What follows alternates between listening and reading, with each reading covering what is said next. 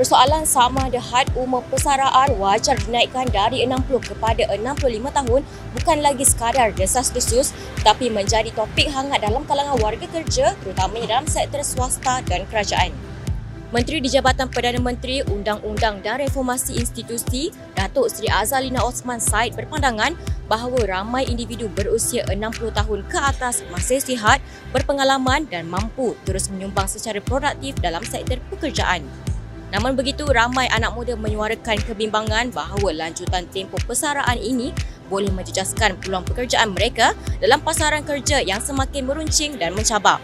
Buat masa ini, kerajaan masih meneliti semua pandangan dan implikasi sebelum membuat keputusan muktamad yang bersifat adil dan seimbang untuk kebaikan semua pihak. Ikuti kami untuk dapatkan pandangan orang ramai berhubung isu ini. Saya rasa tak setuju. Sebab bagi saya 60 tu dah limit untuk orang yang bekerja. Lagipun certain orang kan ada penyakit yang kadang-kadang kita sendiri tak tahu. Dia boleh bekerja tapi dia still ada penyakit.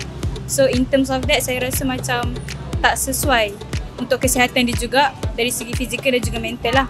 Bagi saya kurang setuju sikit lah sebab kalau ikutkan kita ada banyak bakat-bakat yang masih muda dan still ada yang kita boleh cakap berkualiti lah juga.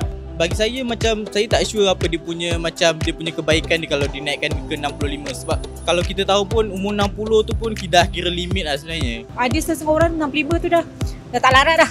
Okay. So orang kata efektif bekerja tu pun mungkin dah tak ada. So bagi saya better bagi peluang orang muda. Saya rasa macam ramai lagi kita punya youngsters yang mencari kerja kan. Satu faktor faktor kesihatan lah. Memang masa tu memang sesuai untuk berehat je. Kita kena bagi peluang dekat anak-anak muda lah kita untuk bekerja. Kesian, orang keluar tak ada kerja kan. Kita bagi peluang kat yang muda, lagi banyak inovasi diorang boleh buat lah untuk kerajaan kita lah. Kalau boleh mungkin lebih awal lah, 55.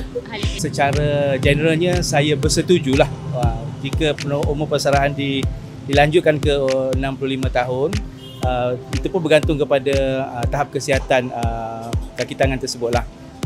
Selagi tenaga mereka masih diperlukan, idea-idea daripada mereka boleh digunakan, bagi saya tak ada salahnya lah. Untuk persaraan dinaikkan kepada 65 tahun, saya setuju sebab diorang lagi banyak pengalaman dalam sektor pekerjaan. Boleh ajar pekerja-pekerja yang baru fresh grade untuk menjadi lebih berpengalaman daripada diorang juga lah.